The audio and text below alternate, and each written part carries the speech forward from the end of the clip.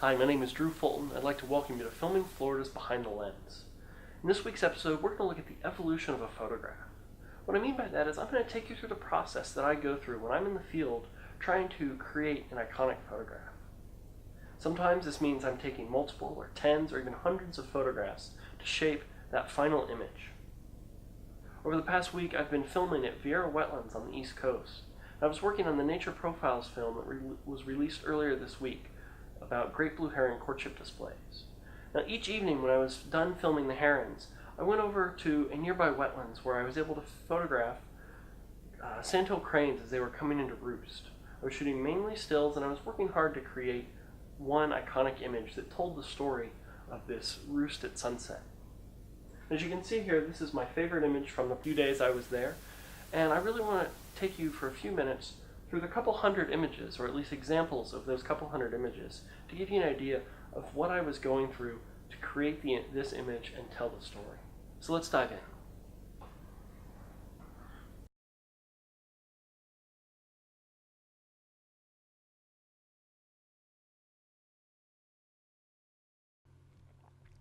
The first night I was at Viera, I started photographing these cranes as they came into roost in the wetlands.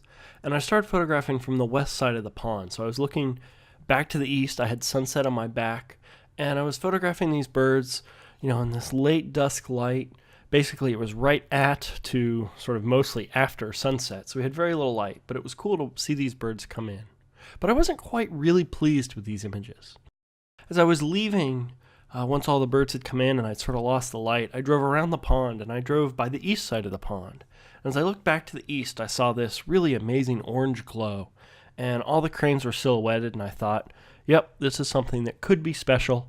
Let's try this next time. So I was there a few days later, right at dusk, and it looked like it was going to be a spectacular sunset. So I headed over to the ponds, and I set up on the east side, and I started creating images of these silhouettes. So my goal to tell this story was to photograph these beautiful birds silhouetted in the water that would be deep orange with the sunset, but also to capture a silhouette of a bird in the air as it's coming into land, because that really is what's happening there in the story I wanted to tell. As I started to create images, I found that the cranes were just too dense, and I had such little room in the sky with the frame that I liked that it was very hard to capture the crane where I wanted it in the sky with the right wings.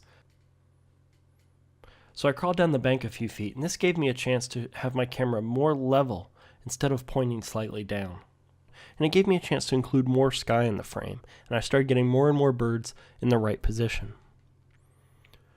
My next challenge was I realized that the density of cranes was really a problem. There were too many birds, and they were overlapping, and you could never quite tell what they were. So I started looking for individuals that were isolated and in the clear, where you had clear silhouettes that were identifiable as cranes.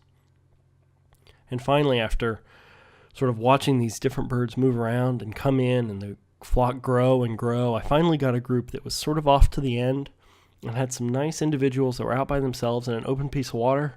And of course, finally the bird came in at the end, and I got the image that I really, really wanted. And I knew at that minute, I went, boom, that's it, I got it. And I kept working to see if I could get anything else, but ultimately it came back to this final image, and I knew that I had got the image that told the story how I wanted to tell it. So I hope that gives you a little bit of a taste of what I'm going through in my head as I'm trying to make photographs, and how I sort of organically arrive at the image that I really love. And, I took a bunch of images here. There are 200 some odd pictures, and it's not the case of, if you take enough pictures, hopefully you'll finally get a good one. For me, it's a case of I learn to see by taking photographs. I went there with a sort of idea of how I wanted to tell that story with a photograph of one of the cranes in the air coming in with other birds sitting in the water, everything nicely silhouetted with a beautiful sky.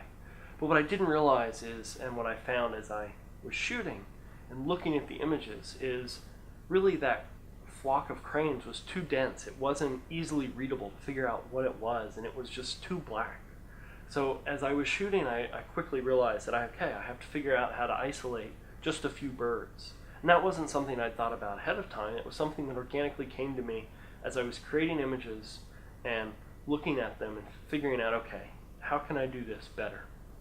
So for me, photography is both a lot about pre-visualization and coming up with what you want to shoot, but it's also sort of adapting organically to the situation and learning from your previous pictures and striving to make that, perfect image. Of course, there never is no perfect image, especially when you're dealing with nature and wildlife, when you've got, for the most part, no control of your subjects. How can you make the best of all those elements presented and pull them together to, for me, the most pleasing visually image, as well as tells the story I want to tell. So that's a little look at editing, and I hope it gives you a little bit of insight into what it means to make photographs. And I'll see you next week.